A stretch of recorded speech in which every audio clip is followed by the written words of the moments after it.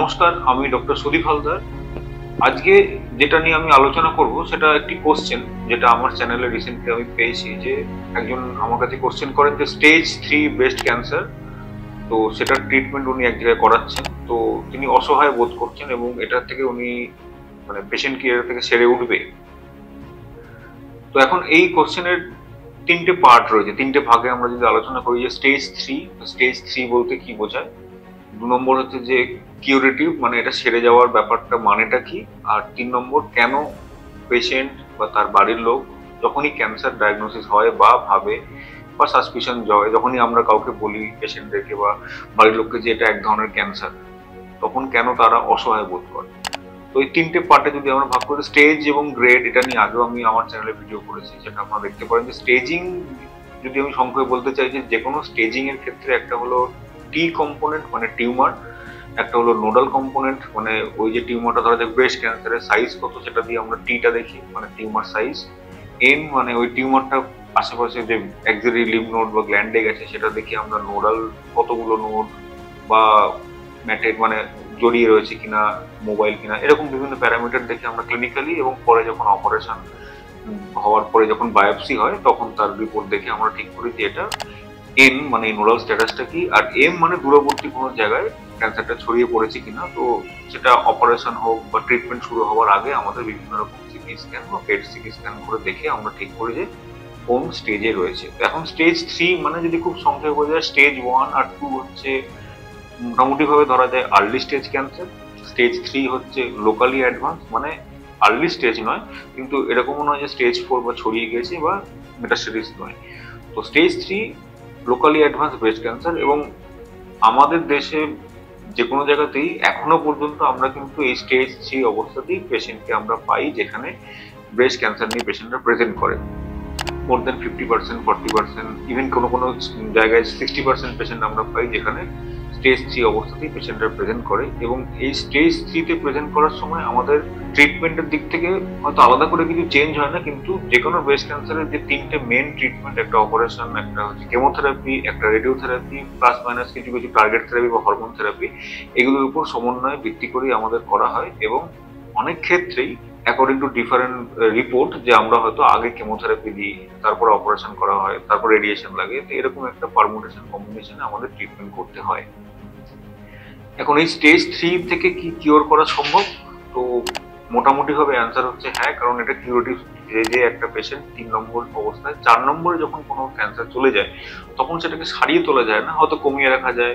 অনেক ক্ষেত্রে পেশেন্ট অনেকদিন অনেক বছর ভালো থাকতে পারে, সেটা একটা ব্যাপার, কিন্তু সেইটা পুরোপুরিভাবে নির্মূল করা বা কিওর, যদি আমি এটাকে ধরি কিওর ইজ ইকুয়াল টু নির্মূল, তাহলে সেটা কিন্তু করার মতো জায়গায় পৌঁছায় না স্টেজ 4, কিন্তু স্টেজ 3 আমরা কিন্তু সেটা পৌঁছাতে পারি। এবং তার জন্যই এই সমস্ত রকম যে পরীক্ষা নিরীক্ষা, অপারেশনের আগে কেমোথেরাপি বা তখন যে ISC report, hormone receptor status, HER2 receptor status, এগুলো দেখার পরে এটা ঠিক করা যে কি ট্রিটমেন্ট হবে, কিভাবে আমরা ট্রিটমেন্টটাকে সাজাবো।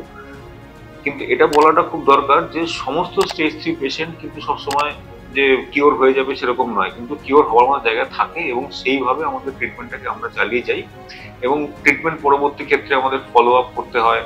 সেই ফলো আপ করার পরেই হচ্ছে তখন আমরা দেখি যে কিরকম পেশেন্ট থাকছে, এবং 5 বছর 10 বছর পরে পেশেন্টটা যদি সেই ক্যান্সার ফেরত না আসছে, তাহলে সেটা কিওর হিসাবে আমরা ধরে নিতে পারি। এখন লাস্ট যে পোর্শন সেটা হলো যে অসহায় বোধ। তো এই জিনিসটা থাকাটা খুব, মানে যে কোনো পেশেন্ট বা বাড়ির লোকের ক্ষেত্রে আমরা দেখেছি যে তার কারণ হচ্ছে তারা অনেক কিছু আগে থেকেই একটা মেন্টাল সেটআপের মধ্যে বা মেন্টাল একটা ব্যাকআপ মাইন্ডের মধ্যে চলে আসে যে ক্যান্সার মানে এটা থেকে খুব ভালোভাবে আমরা বেরোতে পারবো না, পেশেন্ট ট্রিটমেন্ট করতে গেলে অনেক খরচ হয়ে যাবে, অনেক সমস্যার সম্মুখীন হতে হবে, আশেপাশের লোকজন থেকে শুরু করে বাকি আত্মীয় স্বজনের মধ্যে থেকে একটা আলাদা করে দেওয়ার একটা ব্যাপার, একটা সোশ্যাল একটা স্টিগমা, অনেক জায়গায় অনেক রকম সমস্যা নিয়ে কিন্তু লোকজন আসেন।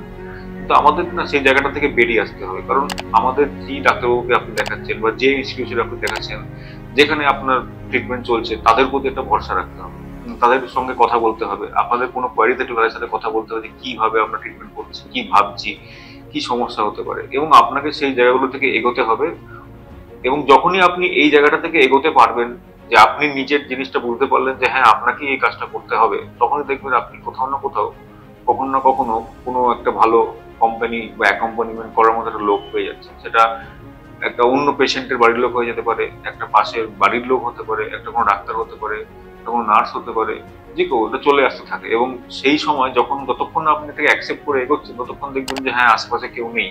যখন আপনি অ্যাকসেপ্ট করলেন যে হ্যাঁ কেউ নেই, আমাকেই করতে হবে, আমাকে এগিয়ে আসতে হবে, ট্রিটমেন্ট করাতে হবে, তখনই দেখবেন যে আপনি কাউকে না কাউকে সঙ্গে পেয়ে যাচ্ছেন, এবং সেই সময় সেই চলাটা আপনার অনেক ইজি হবে। সুতরাং অ্যাকসেপ্ট করে ট্রিটমেন্ট করান, সেটাকে শুধু শুধু ডিনাই করে বা চার পাঁচটা আরো রকম ওপিনিয়ন নিয়ে সেই জিনিসটাকে আরো গন্ডগোল না করে, সেই জিনিসটার মধ্যে আরো কি বলবো যে জটিলতা না বাড়িয়ে আপনারা ট্রিটমেন্ট করান। যেখানে ট্রিটমেন্ট করাচ্ছেন তার উপর ভরসা রাখুন এবং সেই ট্রিটমেন্টের দিকে এগিয়ে যান।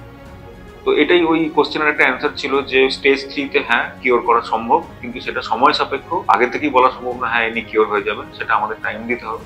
তো নম্বর স্টেজ 3 কি, লোকালি অ্যাডভান্স ব্রেস্ট ক্যান্সার। আর অসহায় বোধ থেকে আসবেই, অসহায় বোধ বিভিন্ন স্টেজে আসবে, বিভিন্ন সময় আসবে, ট্রিটমেন্টের বিভিন্ন পর্যায়ে আসবে, কিন্তু তার মধ্যে থেকে বেরিয়ে আসতে হবে। এবং পরবর্তী স্টেপ কি, ট্রিটমেন্ট কি, সেটা আপনাদের সাথে, ডাক্তারবাবুর সাথে, ইনস্টিটিউশনের সাথে কথা বলে এগিয়ে গিয়ে ট্রিটমেন্ট করতে হবে। এটাই ছিল ওই কোশ্চেনের উত্তর। আশা করি আমি এটা আপনাদের বোঝাতে পেরেছি। নমস্কার।